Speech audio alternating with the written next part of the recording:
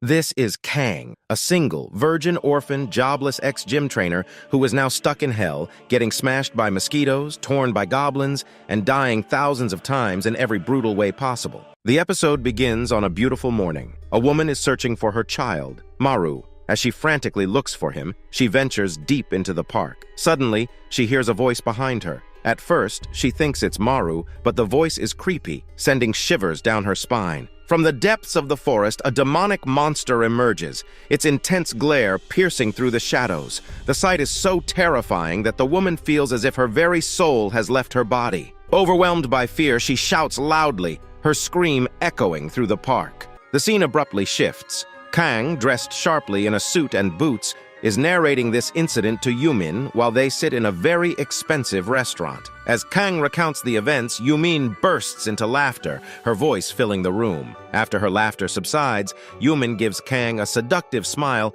and gazes at him intently for a long moment. The lightheartedness fades as their conversation takes a serious turn. Yumin's expression grows grave as she tells Kang about something strange she discovered in his blood report. Yumin reveals that Kang's rank is unrecognizable, completely non-existent. Saying this, Yumin's face becomes even more serious. Kang, hearing this, is visibly surprised. Meanwhile, back in hell, the scene shifts to Kurson wielding his black scythe. Kurson brutally slashes and cuts through countless monsters, effortlessly killing hundreds. However, amidst the carnage, something unusual begins happening to Kurson's body. Kurson's form starts to grow slowly, and his skin begins to tear. The intense pain causes him to throw his black scythe to the ground. Kurson's bones begin breaking and reconstructing themselves in a horrifyingly grotesque process. As his body continues to grow, Kurson's old skin sheds completely, revealing a new skin as strong as iron. The transformation is excruciating, and Kurson writhes in agony. Finally, after half an hour of hellish pain, Kurson emerges, drenched in sweat. His new form is revealed. Kurson has evolved into a hobgoblin. His level has risen to 27, and his body now boasts damn thick six-pack abs. His size has tripled, exuding an extremely powerful aura. Kurson lets out a deafening scream, his voice booming like a Hulk, signaling the completion of his terrifying transformation. The scene shifts back to Earth. Kang sits in his room, deeply engrossed in a book. The door opens and Yumin steps out of the bathroom in a hot nightdress. She walks over to Kang and playfully asks if he can understand German. Kang, now armed with the ultimate all-language skill he acquired in hell, tells Yumin that he can understand spoken language but not written text. Hearing this, Yumin sits down in front of Kang and begins explaining the findings from his blood sample. She shows him a detailed chart, pointing out numerous tiny viruses and bacteria present in every hunter's red blood cells. Yumin explains that mana crystals accumulate in the red blood cells, and their shape determines a hunter's rank. Yumin clarifies that for 1-star hunters, the crystals resemble needles, and for 3-star hunters, they take the shape of triangles. But then she grows dead serious and reveals that Kang's mana crystal is a circle. This round shape is unheard of and has never been discovered before. Yumin adds with a grim expression that such a crystal has only ever been found in monsters. The word monsters makes Kang's face turn pale. He remembers how, to survive in hell, he consumed the blood of monsters. A chilling thought creeps into his mind. Am I slowly becoming a monster?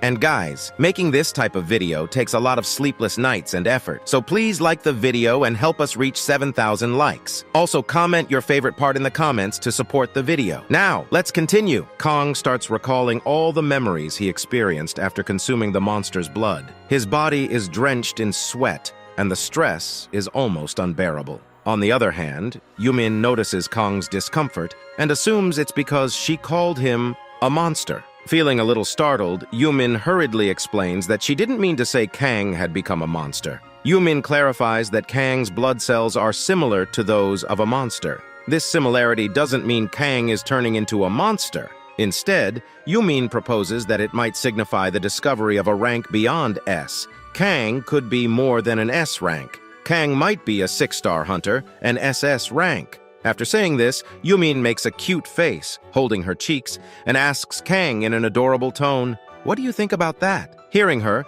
Kang relaxes a little and confidently states that one thing is certain: he's no longer an E-rank hunter. Kang reflects on the system message he once saw. It mentioned his physical body awakening mana but never revealed his rank. Yumin, still curious, questions Kang again. She reminds him he once said he was a level 20 hunter, but Kang interrupts, confidently asserting that he is no longer level 20. With a thumbs up, Kang declares he's now a level 26 hunter. Yumin is surprised to hear this. Kang leveled up by 6 in just 11 days. She also notes how much Kang has changed since returning from hell. Deciding to lighten the mood, Yumin jokes with Kang. Annoyed but playful, she tells Kang that if he continues growing this fast, she won't be able to keep him for herself. Yumin jokes that she'll need an assistant soon, because as a student at the Mana Research Center, her abilities are limited. Kang, smiling slightly, asks Yumin if she has someone trusted in mind who could handle his data and rank. Kang insists he doesn't want a stranger to analyze his data.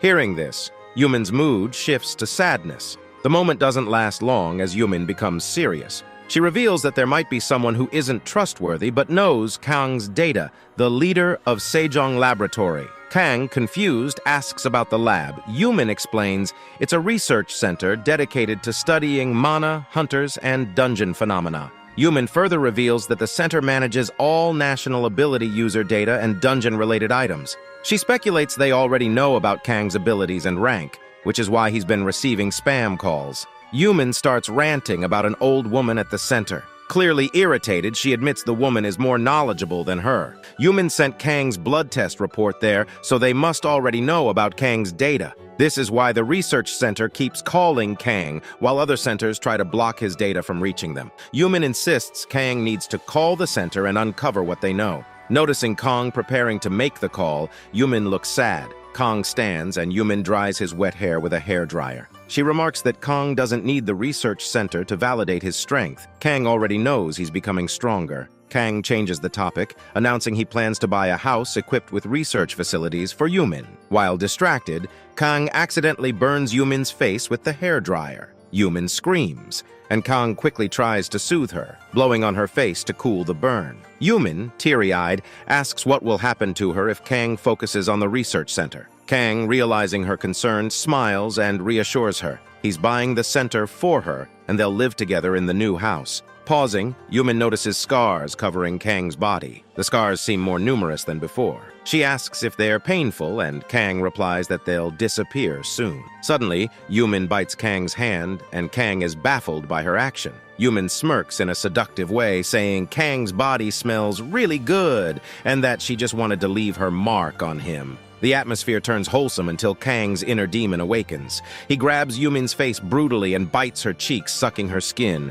The scene shifts to the outside of Yumin's house at night, transitioning to morning. Inside, Yumin lies naked on a bed with a destroyed texture, hinting at the intense game they played the night before. Later, Kang steps outside, wearing a red hoodie, trying to stabilize his mind. He struggles to forget the demonic deeds he committed in hell, but the memories make him feel nauseous again. Determined, Kang vows he'll never eat monsters again. He will harness the power he gained in hell and make it his own. Examining his hand, Kang notices a change in its pattern. Inspecting it with a crystal glass, he discovers the symbol has leveled up to level 2. A new ability is added. Another ability is unlocked. Kang can use all his summon skills and powers for a limited time. These new weapons will help him become even more powerful. The scene shifts again to Kang facing Hisoka. Hisoka, irritated, asks Kang why he was called in such an emergency. Does Kang want to fight in the gym again? Still wearing his crystal glass,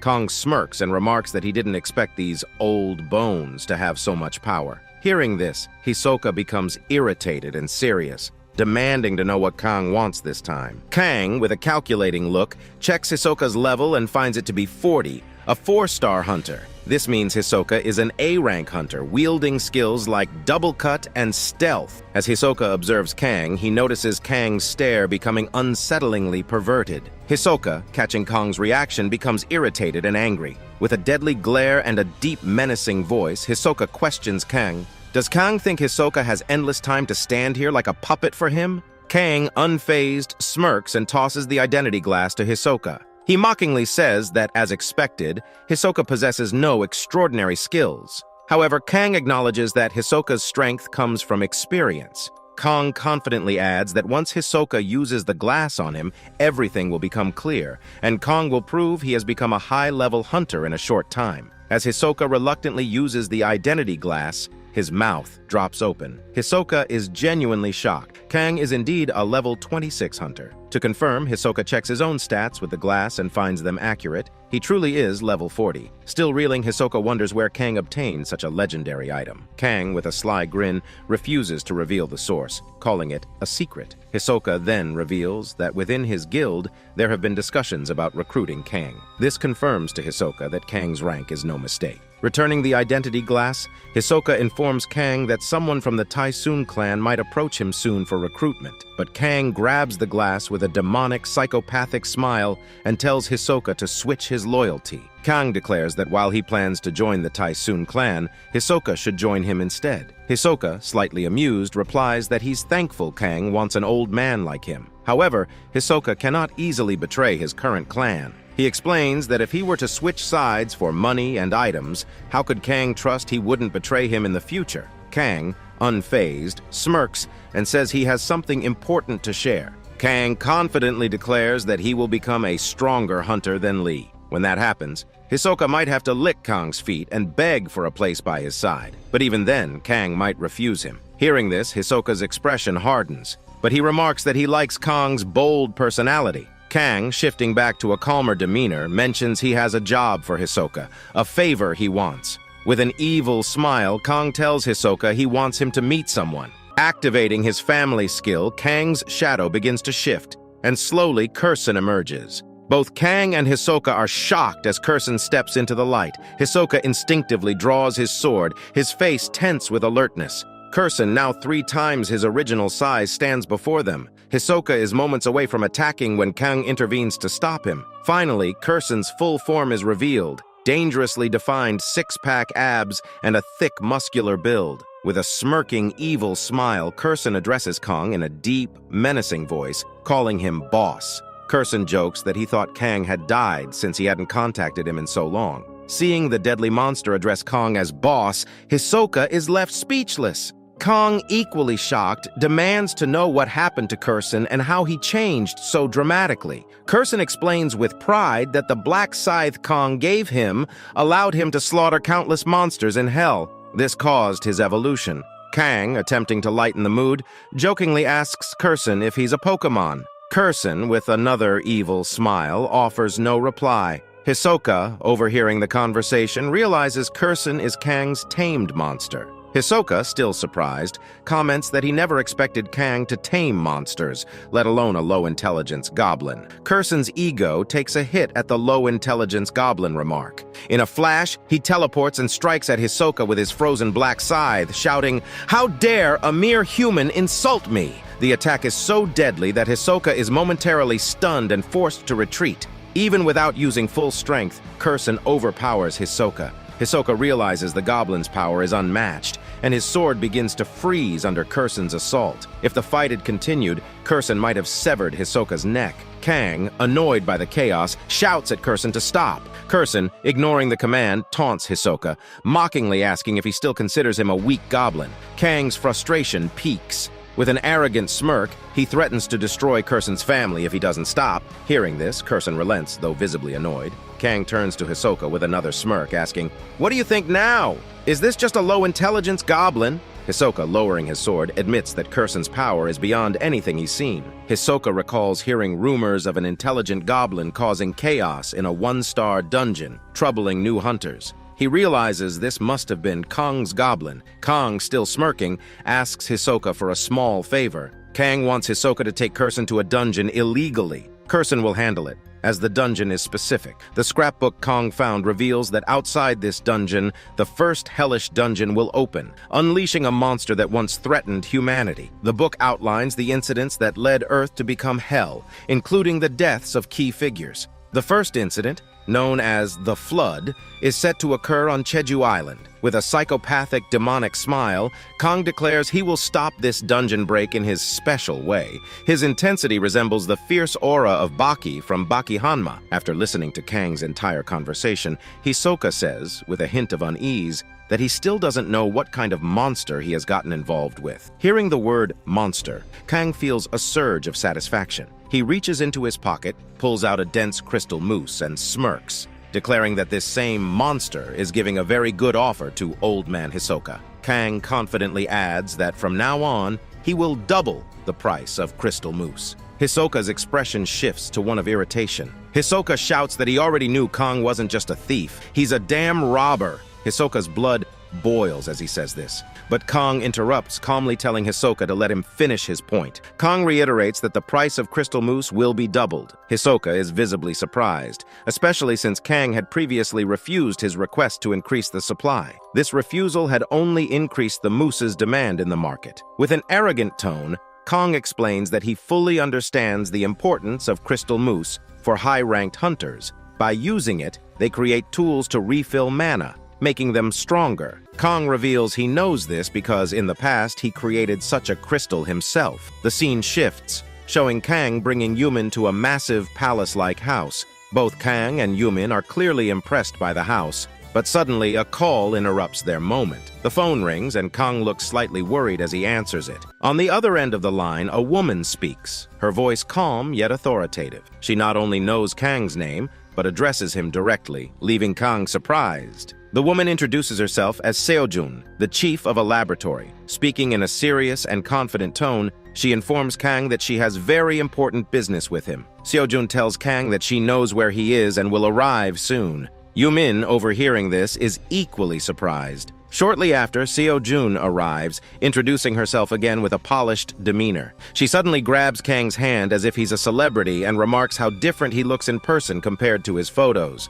Kang, slightly amused, replies that he enjoyed meeting Seojun as well. However, Seojun quickly notices Yumin and, with a sharp tone, says she expected Yumin to be with Kang. Yumin, clearly unhappy to see Seojun, glares at her, and a strange rivalry ignites between the two women. Seojun mockingly comments that Yumin is still stuck in the same lab, claiming that it's a terrible place that will exploit her. Yumin fires back, saying that at least her lab is better than Seojun's. From their heated exchange, it becomes evident that Seojun is either Yumin's mother or elder sister, though Kang is confused about their relationship. Abruptly, Seojun steps in front of Kang with a serious, creepy expression. She declares that she won't sell the house to him. Instead, she will give it to him for free, but with a catch. Seojun proposes that Kang must join Yumin's lab. She points out that Kang hasn't joined any clan yet, making this an opportunity. To sweeten the deal, Seojun offers Kang $8,000 per month. Kang, however, sees through her intentions.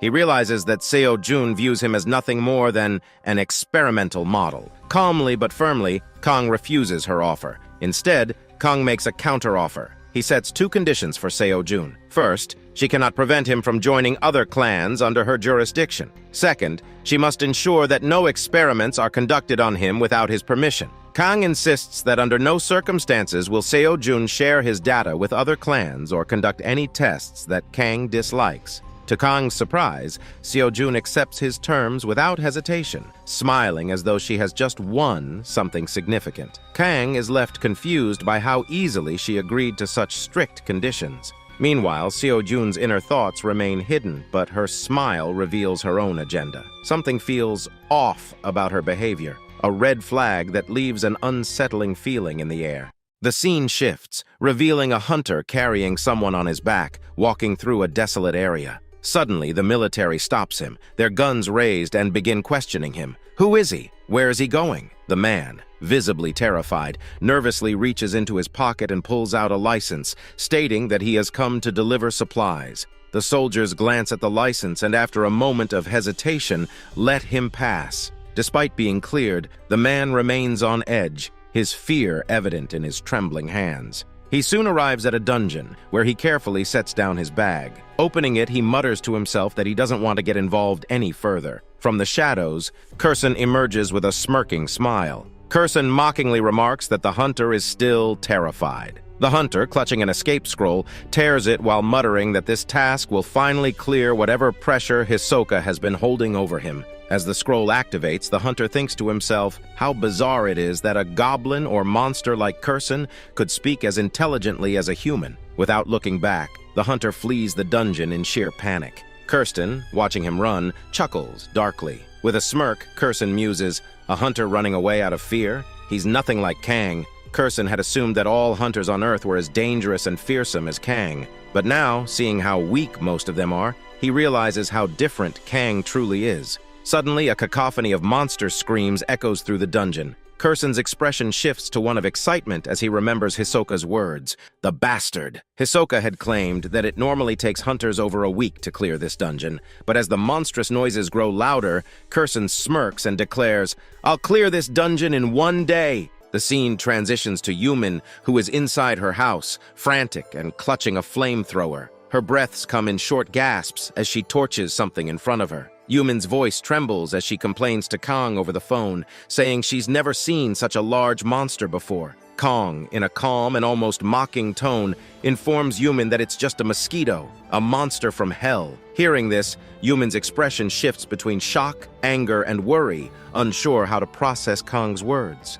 The scene shifts again. Yumin approaches Kong, holding a financial report in her hand. With a mix of concern and confusion, she confronts Kong about his investments in strange and seemingly useless stocks. Although Yumin doesn't say it outright, she worries Kang's money will be wasted. However, Kang knows better. Smirking confidently, Kang thinks about the scrapbook that foretells these companies will become millionaires in the future. For Kang, these investments aren't about money. They're about power. If Kang wants to become the most powerful person on Earth and prevent the planet from turning into hell, he'll need to assemble a proper team. And for that, he'll require an abundance of wealth. The scene shifts once more, showing Kang standing on a serene mountain hill station. Around him, people are enjoying the peaceful surroundings, laughing and taking in the scenery. But Kang's gaze is fixed, his face grim. In a serious tone, Kang declares that the downfall of humanity will begin right here, at Geodual Dungeon. This is the location where the first Hell Dungeon will open. Suddenly, Kang's eyes glow blood red, their intensity almost demonic. Smirking, with an evil glint in his eye, Kang whispers to himself, "I will become the survivor of humanity." Kong glances to his right and left, observing the lively hill station. Among the crowd, a man is snapping a photo, and Kang's sharp gaze immediately identifies him. The man's name is Hee-chul. Kang approaches Hee-chul, his mind racing. This is the first person to realize the significance of this place. A dangerous dungeon will soon emerge here. Kong ponders whether Hee-chul is the author of the mysterious scrapbook or someone closely connected to it. Stepping forward, Kong greets Hee-chul and politely asks if he can inquire what Hee-chul is doing at the hill station. In return, Hee-chul skeptically asks who Kang is. Kong calmly shows his hunter license, assuring Hee-chul that he isn't a suspicious individual, merely a hunter wandering the area. However, Hee-chul's demeanor shifts to sorrow. He reveals that he is a researcher who has been studying this location for a long time. Hee-chul explains that his research indicates a catastrophic dungeon break is imminent, a flaw in this place's structure. Yet whenever he shares his findings with others, they dismiss him, mocking his warnings as nonsense. He wonders aloud if perhaps he worries too much. Kong, intrigued, steps closer and requests to see the photos on Hee-chul's phone. Hee-chul reluctantly agrees, handing over the device. As Kong scrolls through the images, his expression sharpens. One particular photo catches Kong's attention. A smile spreads across his face, a deeply satisfying one. Handing the phone back to Hee-chul, Kong offers words of encouragement, saying, "Your research might one day become a beacon of hope for humanity. You should be proud of yourself." Hee-chul's jaw drops in astonishment. For the first time, someone has praised him instead of ridiculing his work. As Kong departs, Hee-chul feels an overwhelming sense of gratitude. However, as Hee-chul turns back to the hill station, a strange thought crosses his mind. "I never told that stranger my name," he realizes. Yet Kong somehow knew it. Looking around, Hee-chul sees that Kong has disappeared entirely. Meanwhile, Kong stands near the location of the dungeon break, clutching the scrapbook in his hand. His eyes scan the peaceful crowd, unaware of the impending doom. According to the scrapbook, millions will perish when this place becomes a hellscape. A subtle smile plays on Kang's lips as he contemplates the timeline. The dungeon break is scheduled to occur in 2 months, but Kang has no intention of waiting. He had sent Kirsten to this dungeon to accelerate the process, and now the break is imminent. Kang smirks to himself. I don't have time to wait for the first Hell dungeon to arrive. It's better to make it happen now. His plan is simple yet calculated. With no strong hunters nearby to contain the dungeon break, Kang will step in as the savior, rescuing millions and ensuring his name dominates every TV screen. To stop Earth's descent into Hell, Kang knows he must become a powerful figure, greater than even anyone he need to have authority. To achieve that, he must solidify his place as the planet's ultimate savior. Kang observes the joyful crowd around him, their laughter ringing through the air. He shakes his head, thinking, these people have no idea what's about to hit them. Suddenly, the ground begins to shake. The tremors grow intense, causing panic among the people. Kang stands firm, watching the chaos unfold. A loud, booming laugh escapes Kang's lips as he declares, "Finally, the time has come!" He grins, confident that Kirsten has fulfilled his task. The scene shifts, and the air is thick with chaos. The media swarms the area, and the loud whir of military helicopters fills the sky. Below, the military hunters gather in formation, but it's clear they are not the elite. These hunters are merely the protection team of the island, mostly C-rank hunters. One of the military men urgently tells his branch leader, "We won't be able to handle this alone. We need to call for high-rank hunters." But the branch leader, visibly angry, shouts back at his comrades, "The population of Jeju Island is nearly 200,000. Even if we die here, we must hold the island until reinforcements arrive." The branch leader demands an update. "Have you contacted the high-rank hunters of the Typhoon Guild?" A soldier replies nervously, "Yes, sir, but it will take over an hour for them to reach us." As the branch leader processes this grim news, he receives another report. The second line of defense has already been defeated. His face hardens in disbelief. The second line of defense was strong, far from weak, yet it fell so quickly. The camera pans to reveal the culprits. Hundreds of dangerous ratmen swarming like a plague. They break through the walls with ease, their sheer numbers overwhelming. The branch leader activates his skill and grimly notes, "Ratmen are worse than orcs or goblins. They are faster, more durable, and their attacks are deadly." Letting out a deafening scream, the branch leader unleashes a massive shockwave. Dozens of ratmen are knocked to the ground. Taking advantage of the moment, the military hunters charge, weapons raised, aiming to take out as many ratmen as they can. But their victory is short-lived. With a deafening bang, the defensive wall collapses entirely. Debris rains down, and the rebels are hurled through the air, crashing onto the branch leader and his men. The branch leader is thrown to the ground, blood pouring from a deep wound on his head. His vision begins to blur, his strength fading. Suddenly, his eyes snap open in shock. Emerging from the shattered wall is a terrifying boss monster. A humongous, 10-foot-tall werewolf strides forward. The creature's level is 28. Its sharp teeth gleaming, and its thick, rippling six-pack abs glisten under the moonlight. The werewolf lets out a bone-chilling howl. The sound is so powerful that all the military hunters collapse, unconscious from the sheer intensity of the howl. The branch leader, barely holding on, realizes with a sinking feeling, this might be where we meet our end. But then, out of nowhere, a firm hand lands on the branch leader's shoulder. A calm but commanding voice reassures him, "No need to worry. I'll take it from here." The branch leader, confused and still reeling, turns to see who is speaking. Meanwhile, high above in a helicopter, a reporter captures the scene. The camera zooms in on the carnage, the dungeon break releasing hundreds of ratmen and the looming, terrifying level 28 boss monster. The city below is on the brink of destruction, and not a single high-rank hunter is present to stop it. The reporter's voice trembles as they narrate, "This is a catastrophe in the making. With no high-ranking hunters on the island, this city may fall before reinforcements arrive." The tension in the air is palpable as the world watches, helpless, through their screens. Suddenly, V within BAM lands with an explosive shockwave, crushing several ratmen under its immense force. The focus shifts to Kang, who stretches his hand and sends dozens of rat goblins flying with the sheer strength of his shockwave. Kang, with a smirk, remarks that he can finally compare the monsters of Hell's level 15 to Earth's level 15. Two rat monsters leap at Kang, attempting to kill him. Kang swiftly kicks one and punches the other. As the creatures fall, Kang notices a crackling, crunching sound, so intense it almost feels surreal. The monsters collapse, and Kang realizes his single punch was enough to kill them. The branch leader watches in disbelief, noting that only an S-rank hunter could defeat a monster in one punch. Kang himself is equally confused. How could these monsters die so easily?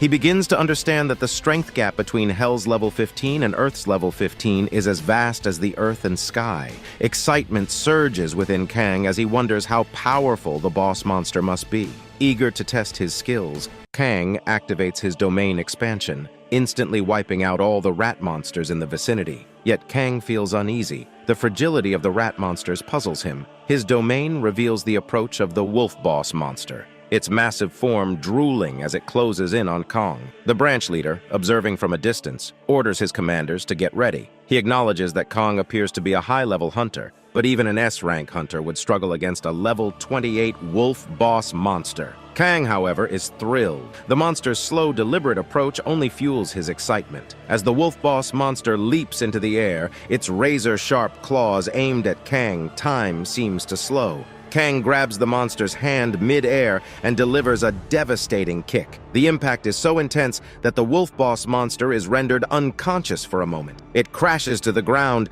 letting out a pitiful cry. Kang pushes the monster down with his leg, exuding dominance. As Kang stands over the monster, he smirks with a psychopathic confidence. He doesn't just defeat the monster, he eats it, remarking that the wolf boss monster truly lived up to its title. The monster's strength had been evident, but Kang's sheer power left it terrified. The wolf boss monster cries out in fear, its tail between its legs, begging for mercy. It even lifts its hands in surrender, utterly defeated by Kang's overwhelming presence. Meanwhile, the branch leader and his comrades watch in utter shock. One of them asks if the branch leader knows this hunter, or if taming monsters is part of his skill. The branch leader remains silent, his face serious, as he witnesses Kang scolding the boss werewolf like a child. The werewolf apologizes to Kang, its monstrous aura diminished to that of a frightened creature. The branch leader's mouth hangs open as he senses a devilish aura radiating from Kang. It's as if Kang is the real monster, and the werewolf is merely human, cowering in fear. With that intense imagery, the episode concludes. Well, don't forget to aim for 5,000 likes. If you're new to the channel, make sure to subscribe and comment below on which part was your favorite. Goodbye.